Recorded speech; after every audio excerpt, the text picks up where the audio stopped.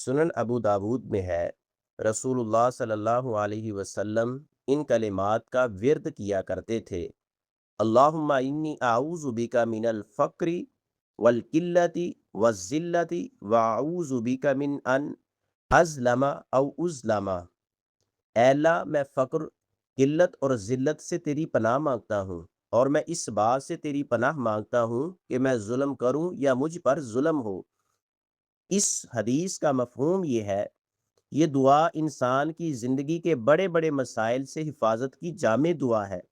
اس میں بندہ اللہ سے فقر یعنی غریبی سے پناہ مانگتا ہے، کیونکہ شدید محتاجی، غریبی بعض اوقات انسان کو غلط راستے پر لے جا سکتی ہے۔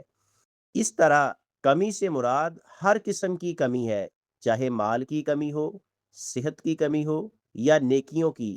بندہ اللہ کی مکمل بلائی اور کشادگی مانگتا ہے۔